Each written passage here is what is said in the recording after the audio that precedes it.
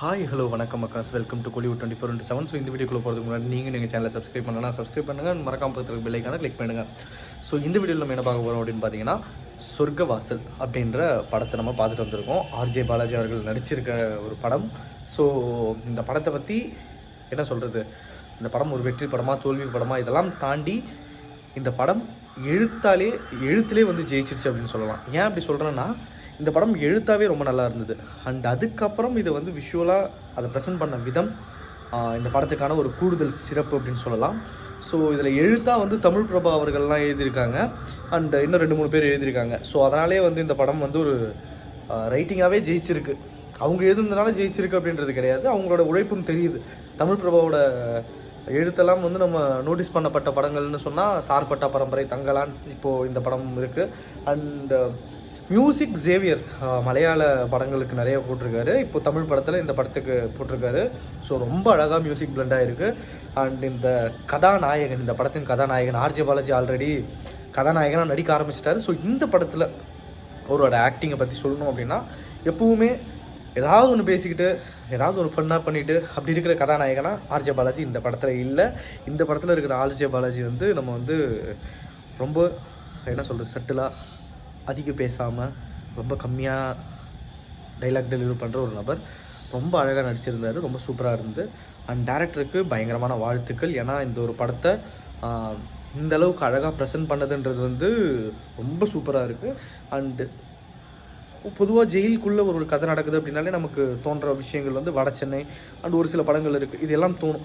ஆனால் அந்த எல்லா படத்தையும் மறக்கடிச்சு இந்த படம் வந்து கண்டிப்பாக ஒரு நல்ல இடத்துல நம்ம மனசில் இருக்கும் அப்படின்றது நம்மளால் சொல்லிக்க முடியுது.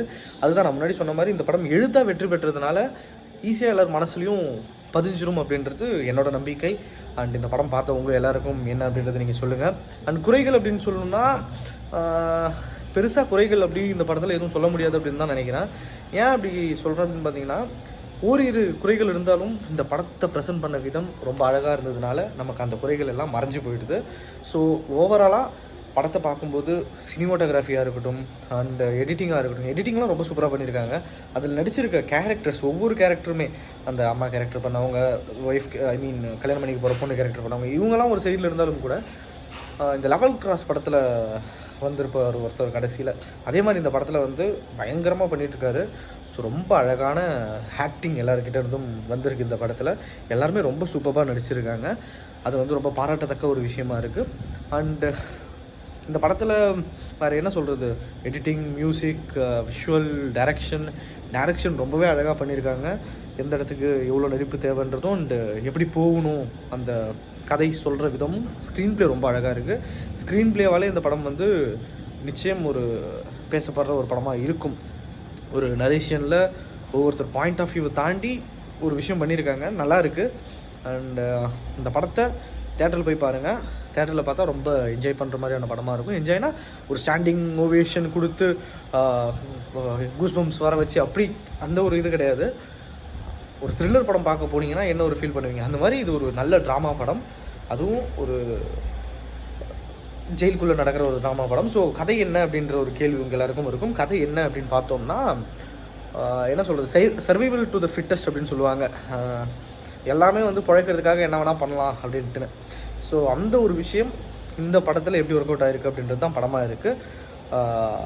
ஒரு ஜெயிலுக்குள்ளே தப்பே பண்ணாமல் போகிற ஒரு நபர், அவன் அங்கே படுற விஷயம், அவனை வெளியில் வரணும் அப்படின்னு நினைக்கிறதுக்காக பண்ணுற சின்ன சின்ன விஷயங்கள் எப்படி அவன் வாழ்க்கையை இம்பேக்ட் பண்ணுது, அண்ட் அவனோட அடுத்தடுத்த முடிவுகளை எப்படி பாதிக்குது அப்படின்றது தான் இந்த படத்தோட கதையாக இருக்குது. ஸோ பார்த்தீங்கன்னா ரொம்ப இன்ட்ரெஸ்டிங்காக, ஒரு அழகான ஸ்க்ரீன் ப்ளேயில், ரொம்ப அழகான ரைட்டிங்கில் இந்த படம் உங்களுக்கு கண்டிப்பாக பிடிக்கும் அப்படின்னு நான் நம்புகிறேன். ஸோ இதோட இது முடிச்சலாம். ஓகே, டேக் கேர், பாய். ஸோ இந்த படத்தில் நெகட்டிவ் இல்லையான்னு கேட்டால் கிடையாது, இருக்கலாம். அது எல்லாம் ஓவராலாக பார்க்கும்போது மறைஞ்சிருந்தது தான் உண்மை. So okay, take care.